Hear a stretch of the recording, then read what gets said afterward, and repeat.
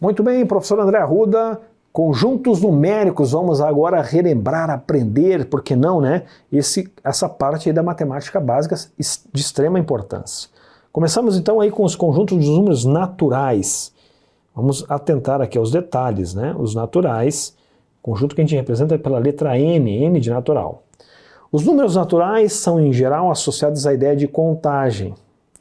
E o conjunto que os representa é indicado pela letra N. E aí está aqui embaixo em destaque para você o conjunto dos naturais. Veja bem aí, ó, né, o conjunto naquela sua forma de representação de enumeração, onde entre chaves eu começo com o primeiro dos naturais. Vamos observar com atenção agora os detalhes. Começa com o valor 0 e são só números inteiros e positivos, né? Olha aí, os naturais. Perceba também que os conjuntos naturais são o quê? Essa reticência aqui quer dizer que é um conjunto ilimitado, né? Infinito, não tem fim esse conjunto. Por mais que você imagine um número de extrema grande, né? Sempre haverá um maior que ele. Então nós temos algumas observações aqui, ó, fruto disso. Um subconjunto importante dos naturais é o conjunto N asterisco. Então, observe, eu falei para você que é detalhe, né? Observe aqui com atenção que tem um asterisco aqui no canto superior direito da letra N, né? Esse asterisco tem um significado. O conjunto dos naturais é a letra N, somente, né? Aqui, ó, é o N asterisco. O que significa esse símbolo ali, né? Ele significa o seguinte, está aqui, ó, que o 0 foi excluído do conjunto N. E aí o conjunto passa a ser a partir do 1. Observem com atenção. Tá? Então, mas eu tenho que colocar esse símbolo para, né, dar esse significado, que o conjunto N foi com o 0 retirado. Tá bom? Então nós temos uma sequência de observações, essa é a primeira. A segunda, o menor número natural é o 0. Né? Nós acabamos de ver ali, é o valor 0. Há infinitos números naturais, sim, por conta das reticências no final. Agora, a observação próxima. A partir de qualquer número natural n, basta somar uma unidade para obter o natural seguinte, ou seja, o seu sucessor, né? De n é n mais 1. Vamos dar um exemplo aqui embaixo, rapidinho. Quem seria o sucessor do valor 4? Sucessor é quem sucede, né? É quem vem depois. O sucessor natural é o 5. Né? Eu já vou aproveitar para introduzir um outro conceito. Aqui, ó, sucessor. E quem seria o que vem antes? Quem vem antes é o antecessor. Antecessor. Então, dois conceitozinhos. É o 3. Né? Então, do número natural 4, o sucessor é o próximo, que é o 5, e o antecessor é o anterior, né? É o 3. Então, inclusive, né, voltando aqui, ó, eu vou voltar nessa primeira tela, eu já vi questionamentos em algumas questões onde se fala assim, que todo número natural possui sucessor. Isso está certo, né? Porque sempre haverá um número que vem depois. Agora, eu não posso dizer o contrário, que todo número natural possui antecessor. Isso não é verdade. Por exemplo, o 0, que é um número natural, ele não possui quem vem antes. Ó. Quem é que vem antes? Né? Não tem. Natural não possui. Né? Então, cuidado com essas perguntas, né, que acabam, às vezes, induzindo ao erro. Muito bem. Agora nós vamos falar do próximo conjunto, que é o conjunto dos números inteiros. Então, agora você observa que há uma quantidade tanto aqui, ó, positiva, né, a partir do 1, né, o 0, que é neutro, valores positivos, o 0, que é um valor neutro, e também valores negativos. Então não são só valores inteiros positivos, também entre os negativos, por isso são o conjunto dos números inteiros, a gente representa pela letra Z. A reta numérica do conjunto dos inteiros também é infinita, né? Representamos essa ocorrência colocando uma seta nos dois lados da reta. Veja a representação da reta numérica dos inteiros. Então aqui abaixo fiz a representação para você. Observe que aqui está o valor 0 no centro. E aqui começa para o lado direito os valores positivos e para o lado esquerdo os valores negativos. Nesse caso, o maior número aqui seria o 8, o menor seria o 9. Né, já que eu limitei nesses intervalos aí. Os números na reta numérica são dispostos em relação ao zero. Assim, os números positivos no lado direito e os negativos no lado esquerdo. Então, essa é a reta dos números inteiros. Algumas observações. Vale destacar os seguintes subconjuntos de Z. Assim como os naturais, pode aparecer aquela notação de novo do asteriscozinho aqui no canto superior. Quer dizer também que é os inteiros menos o valor zero. Tá? Agora, pode ocorrer também uma outra forma de representar aqui, ó, com um sinal de um positivo aqui, né, na parte de baixo, assim, do lado direito. Isso é um subconjunto dos inteiros. Quem seria? O conjunto dos números inteiros não negativos. É como se eu tirasse os negativos. E aí uma pergunta muito comum, professor, não seria melhor dizer que são os positivos, então? Não, porque eu acabo incluindo zero. E como o zero não é positivo nem negativo, é neutro, não posso dizer que são os positivos. Eu só tirei os negativos. O que sobrou, os positivos e o zero também. Tá bom? Então, cuidado com isso. Esse mais quer dizer que é o conjunto dos inteiros que você retirou os negativos. Da mesma forma, se aparecer essa notação com menos aqui, é que você tirou os não positivos. E veja que o zero está em ambos os conjuntos, né, porque ele é neutro. Tá? E aqui nesse caso fica os negativos e o zero. Aqui fica os positivos e também o zero. Né? Claro que eu poderia fazer uma mistura de tudo isso, né, colocando também um asterisco nesses casos. Aí eu acabaria tirando o zero de ambos os casos. Então, para você entender a questão simbólica aí. A segunda observação diz assim, todo número inteiro, n, tem um antecessor, é quem vem de antes, e o sucessor. Agora, esse conceito eu posso estender para todos, né? No caso, números inteiros, o que não ocorria nos naturais. Porque aí, no caso, voltamos aqui, ó, aí você tem em ambos os lados, tanto para cá, o sucessor, e tanto para cá, o antecessor para qualquer número inteiro. Então, agora esse conceito já é válido. Observação 2 já foi, vamos para a próxima, que é a terceira. Todo número inteiro n tem seu oposto ou simétrico, menos n. Então veja bem, esse conceito aqui, ó, todo número inteiro n tem seu oposto menos n. Esse conceito é interessante você guardar. Oposto ou simétrico, são sinônimos, né? É só trocar o sinal. Um exemplo, ó, quem é o oposto de mais 5? É o menos 5. Né? É só trocar o sinal. Oposto aqui também poderia ser chamado de simétrico. E aí a observação 4, que é lógico, né, por conta das reticências lá no conjunto, há infinitos números inteiros. Muito bem. Conjunto dos números racionais, a gente representa pela letra Q. Né?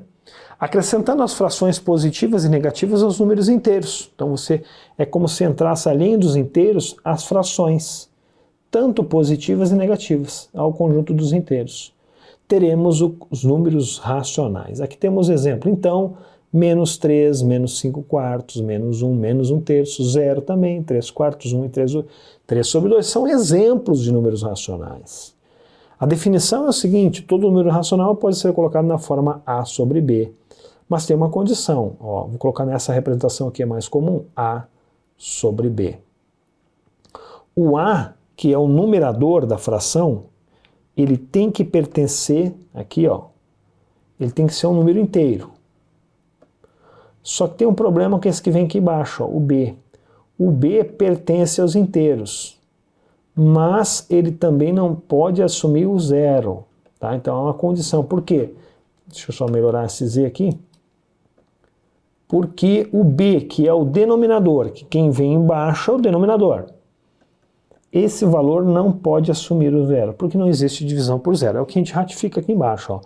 O conjunto dos números racionais Q são x tal que x A sobre B, com A pertencendo aos inteiros, B também pertence, mas o B, além disso, tem uma condição adicional. Não pode assumir o valor zero, porque não existe divisão por zero. O numerador pode ser zero, mas o denominador não.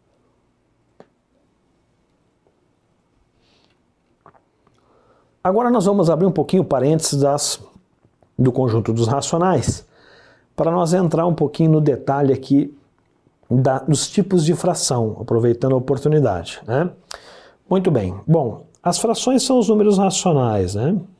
Então veja bem, vamos primeiro conceito, o que é uma fração própria? É aquela cujo numerador, antes disso, só para você relembrar, a fração, ela tem essa representação aqui, que eu já falei ali, ó, A sobre B. Esse número que vem em cima é o que a gente denomina como numerador. Fazendo aqui um resgate de matemática básica, que esse que vem embaixo é o denominador. Muito bem. O que seria uma fração própria? É aquela cujo numerador ele é o que? Menor que o denominador. Então vamos cuidar muito bem com essa situação aqui, ó, menor. Pode ocorrer o contrário, né? E aqui nós temos exemplos de frações próprias. Veja, 3/5, o número de cima, que é o numerador, ele é menor que o denominador. Portanto, isso aqui é uma fração própria. O próximo exemplo também, ó, 2/3, o número de cima ele é menor que o de baixo. Outro exemplo de fração própria. 1/4, o número de cima, que é 1, é menor que o número de baixo, ou seja, um outro exemplo que satisfaz o conceito de fração própria. Agora observem com atenção as frações impróprias, que são as próximas que nós vamos falar.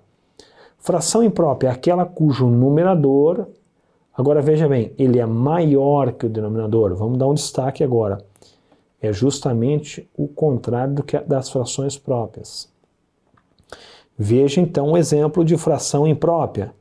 8/5. 8 é maior que 5. O numerador é maior, uma fração imprópria. Olha um outro exemplo, 3/2. E aqui também 6/5. Todas elas o número de cima, que é o numerador, é maior que o de baixo. Portanto, são exemplos de frações impróprias. Veja essa observação. Se o numerador é um múltiplo do denominador, o número de cima é um múltiplo, né, do de baixo, dizemos que a fração ela é aparente. Ou seja, parece ser uma fração, né? Mas você vai ver que na verdade ela vai se transformar num número inteiro. Observe que uma fração aparente é na verdade um número inteiro. Aqui temos um exemplo. 4/2. Você vai me dizer assim, não, mas isso aqui é uma fração, professor. Né? Inclusive essa aqui é uma fração imprópria, o número de cima é maior que o de baixo. Mas se você olhar com atenção, 4/2, o número de cima é múltiplo do de baixo. O de baixo, em outras palavras, divide o de cima. E o resultado disso dá 2. Então, na verdade, isso aqui é uma fração chamada aparente. Não posso dizer que ela não é uma fração porque está no formato de fração, mas aparente porque, na verdade, ela produz o valor inteiro. Né? Da mesma forma, o próximo exemplo, veja bem, -15/5. Não dá para dizer que isso aqui não é uma fração. Sim, ela é uma fração. Está no formato de fração. Só que você observa que, realizando a divisão, produz um valor inteiro, -3. Então, quando isso ocorrer, essa fração é chamada de fração aparente. Agora nós vamos falar sobre dízimas periódicas, né? Um conceito importante aí atrelado às frações, né? Em uma dízima periódica, a parte decimal, que repete, recebe o nome de período. A parte que não repete é chamada antiperíodo, que vem antes, né? A parte que não decimal é chamada de parte inteira. Temos um exemplo aí bem legal no seu aí, ó, para você acompanhar. Então, 2,555. Como é que você identifica uma dízima periódica? Primeiro, é observando aqui, ó, a presença do sinal de reticências. Quer dizer que esse número 5, que é o período, está repetindo aqui, ó, a vida toda. Veja que antes da vírgula você tem o valor 2, essa é a parte inteira. E como aqui nós temos somente um valor que repete, que é o 5, você então tem a famosa dízima periódica simples. Você já vai ver a diferença na sequência de uma outra. Então, só para aqui reforçar esses conceitos, tá? Essa parte que repete é chamada de período. O período, quem é periódico, está repetindo toda a vida. E a parte inteira é quem vem antes da vírgula. Ok? Aí está um exemplo de dízima periódica simples. Veja o próximo caso. Agora você tem uma dízima periódica composta. Primeira parte, por que é uma dízima periódica? Porque tem o sinal de reticências. Ó. Vamos aqui, ó, entender por partes. Dízima periódica, sim. Olha aqui, ó, a presença das reticências. Quer dizer que esse valor 5 está repetindo toda a vida. E por que é o 5? O 5 é o período. Quem repete é o período. Agora você olha com atenção que antes do 5 tem um valor 4 que não repete. Ele só aparece inclusive uma única vez. O que vem antes do período é o chamado anteperíodo, né? Veja como fica fácil até entender o porquê da palavra antes. Tá? Então aí nós temos uma dízima composta, por quê? Porque tem a presença, além do período, do anteperíodo, o que não ocorreu no caso anterior. Ok. Agora, você vai aprender um processo aqui de transformar as dízimas periódicas em fração geratriz. Entenda que toda dízima, ela nasce de uma divisão entre dois números, de uma fração. Ela nasce sempre da fração, ou seja, é um valor que vem aqui em cima dividido por outro. Esta fração, ela é chamada de fração geratriz. Porque geratriz é quem gera. Ela vai gerar quem? A dízima periódica. Quem é a fração geratriz? É de extrema importância você dominar essa parte aqui. Tá bom? Eu vou apagar aqui o conceito, depois eu volto a escrever só para você entender. Então, quem seria esses dois valores que divididos, né, geram essa dízima periódica aqui? Muito bem, é um processo bem legal. Observe aqui, ó. Primeira coisa, você tem que observar quem é o período, quem é que está sendo repetido. Quem está sendo repetido é fácil perceber que é o 3. Ó. O 3 repetiu uma vez, duas vezes toda a vida. Esse valor você coloca na parte de cima. Coloca um 3 aqui. E embaixo você vai colocar a quantidade de vezes que esse valor, o período é o 3 no caso, você vai colocar a quantidade de 9. É sempre o algarismo 9. No caso, como é o 3 aqui, ó, é o número de um algarismo, você coloca 9 aqui embaixo e acabou. Você já vai ver a comparação nos outros exemplos. Só que acontece que essa fração você pode o quê? Simplificar ela, né? E simplificar, dividir em cima e embaixo pelo mesmo valor, nesse caso dá para dividir por 3. Você chega na fração 1/3. Esta aqui é a fração geratriz. Ela que gerou aquela dízima lá. Por isso é chamada de fração geratriz. Vejamos o próximo caso. Ó, quem é que está sendo repetido? É o 49. 49, 49, 49. Você coloca o 49 aqui em cima. Perceba que o 49 é um número que possui dois algarismos. Ó. Um algarismo, 2. Então você coloca 2 9s aqui embaixo. Sempre é 9 e acabou. Veja como é fácil. Então está aí a fração geratriz. Não dá para simplificar, então ela fica nesse formato mesmo. Se você entendeu, acompanhe agora o próximo exemplo. Quem é o período? Ou seja, quem é que está sendo repetido? Observe, é o 512. Ó, 512, 512. Toda a vida. Então o 512 você coloca sempre na parte de cima. Agora vamos contar. Quantos algarismos tem? 1, 2, 3. Então você coloca quantos 9 aqui embaixo? 3, 9. E finalizou.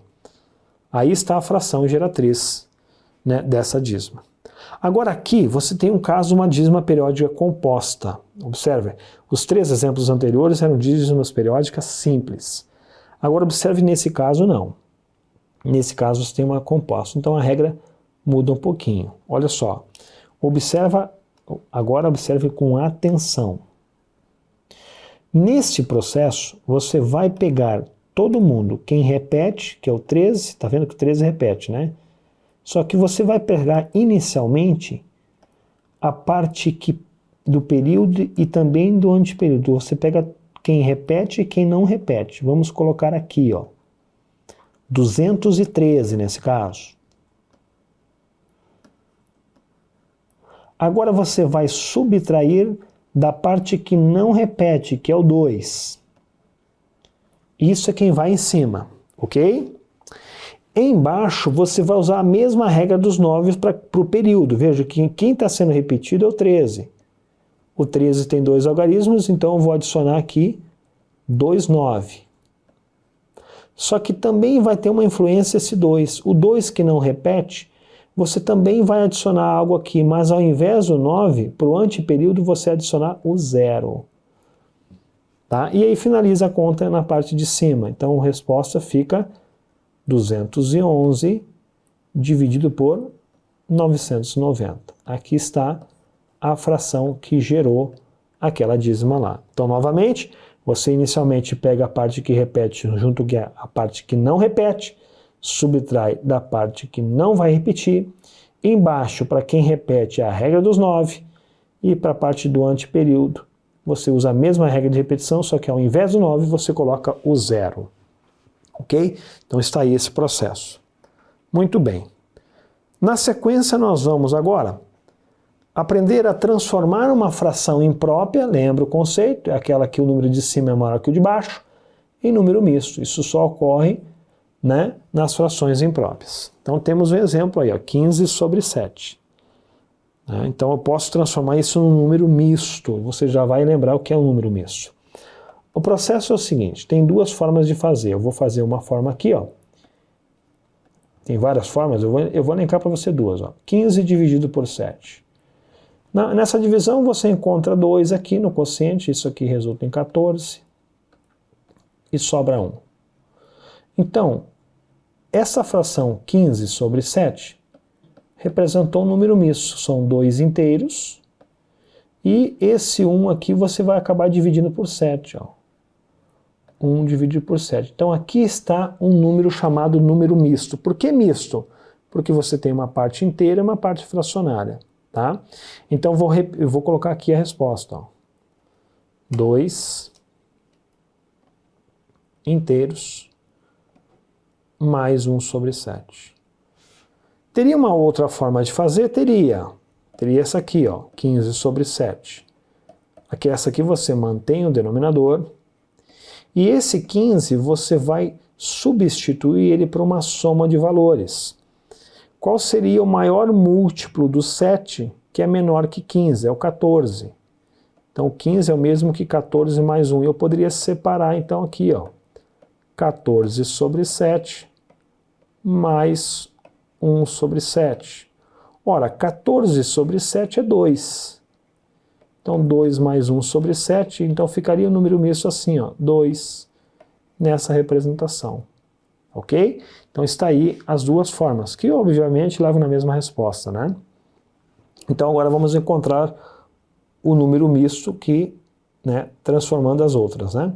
Aqui, ó, então eu vou usar sempre a da agora, daqui para frente nos próximos exemplos, o segundo processo.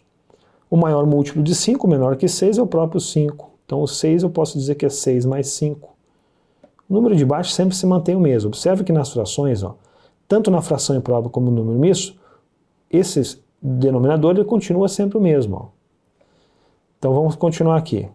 Posso separar as frações, 5 sobre 5 mais 1/5. E 5 sobre 5 dá 1, então fica no final 1 mais 1/5. Olha aqui, ó, número misto.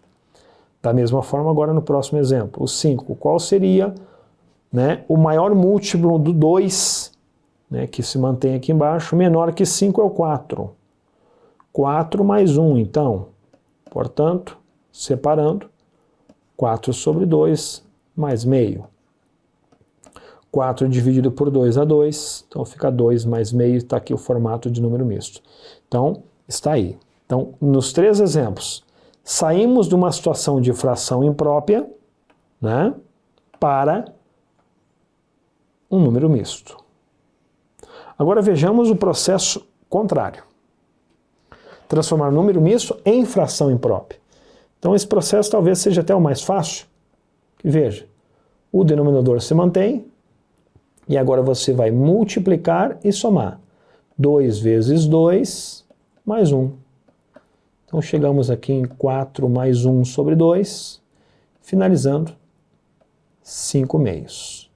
Saímos agora ao contrário, do número misto para a fração imprópria. Próximo exemplo. O denominador se mantém. Então aqui é vezes e depois você soma. Tá? Então é 3 vezes 7 mais 2.